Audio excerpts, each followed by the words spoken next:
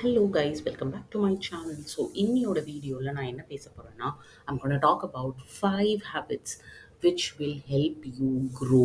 வாழ்க்கையில் முன்னேறணும்னு நினச்சிங்கன்னா கண்டிப்பாக இந்த 5 ஹேபிட்டையும் நீங்கள் இன்கல்கேட் பண்ணியே தான் தீரணும். இல்லை அப்படின்ட்டு யோசிச்சிங்கன்னா நீங்கள் அச்சீவ் பண்ணுறது ரொம்ப ரொம்ப ரொம்ப கஷ்டங்க. ஃபர்ஸ்ட் ஹேபிட் என்னன்னா, காலையில எந்திரிக்கிறது. ஏர்லியாக எந்திரிக்கிறது, எல்லாத்துக்கு முன்னாடியும் எந்திரிக்கிறது. உலகம் தூங்கிக்கிட்டு இருக்கும்போது நம்ம எந்திரிச்சாதான் நமக்கு நமக்குன்னு சில டைம் கிடைக்கும். நம்ம என்ன பண்ணணும், என்ன பண்ணக்கூடாது அப்படிங்கிறத உட்காந்து யோசிக்கிறதுக்கு டைம் கிடைக்கும்.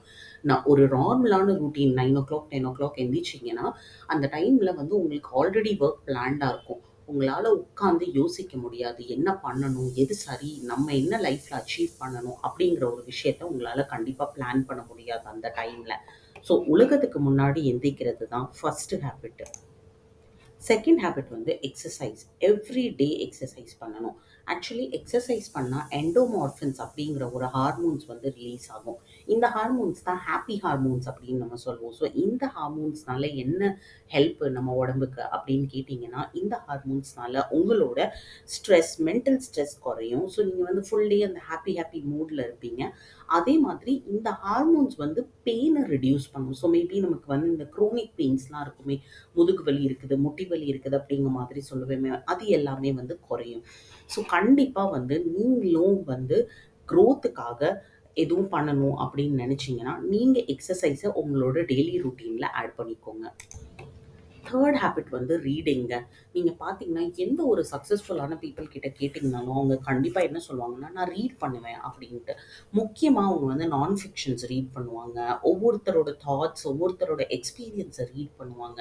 அண்ட் தே திங்க் அதை வச்சு தான் அவங்க அவங்களோட லேர்னிங்ஸை பில்ட் பண்ணிக்கிட்டு இருக்கேன் அப்படிங்கிற மாதிரி நிறைய சக்ஸஸ்ஃபுல் பீப்புள் சொல்லுவாங்க. அதே மாதிரி சக்ஸஸ்ஃபுல் பீப்புள் கிட்ட நீங்கள் ஒரு விஷயம் பார்த்தீங்கன்னா, எங்கே எப்போ போனாலும் கண்டிப்பாக ஒரு புக்கோட தான் ட்ராவல் பண்ணுவாங்க.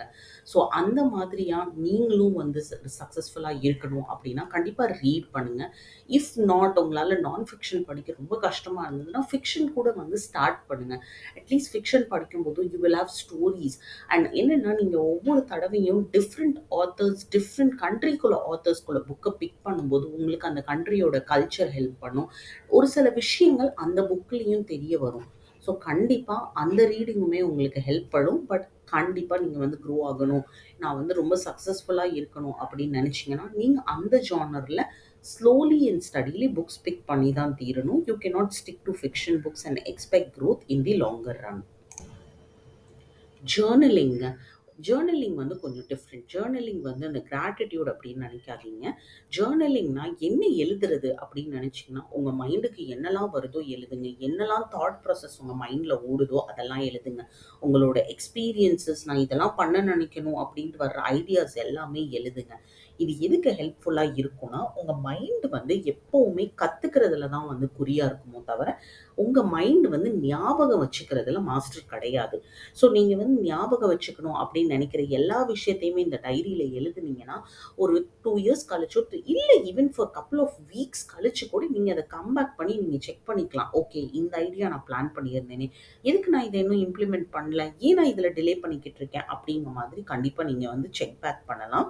So this is one good habit that you can inculcate and it will give you clarity. நீங்கள் தடுமாற மாட்டீங்க. இதுதான் நம்ம நேற்று பிளான் பண்ணோம், ஓகே இன்னைக்கு வேற ஏதோ பண்ணிக்கிட்டு இருக்கோம், அந்த மாதிரி இருக்காது. லைஃப்ல கொஞ்சம் கிளாரிட்டி இருக்கும். You will have your plans. அடுத்தது என்ன அப்படிங்கிறதுக்கு கிளாரிட்டி கொடுக்கறது தான் இந்த ஜேர்னலிங்.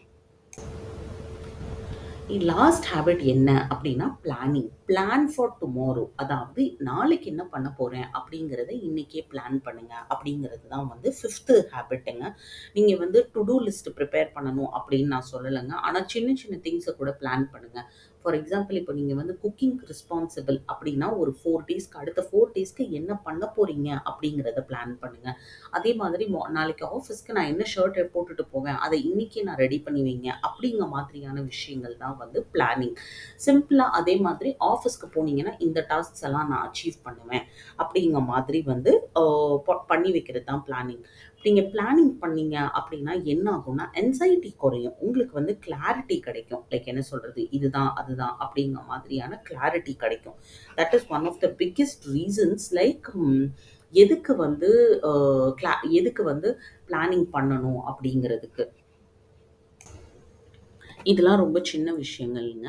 இதெல்லாம் ஸ்லோலி நீங்க உங்க லைஃப்ல இம்ப்ளிமெண்ட் பண்ணீங்கன்னா, கண்டிப்பா லாங் ரன்ல உங்களுக்கு வந்து டிஃபரன்ஸ் தெரிய ஆரம்பிக்கும் உங்க லைஃப்ல. ஸோ ஐ ஹோப் இந்த வீடியோ உங்களுக்கு புடிச்சிருக்கும் அப்படிங்கிறத நம்புறேன்.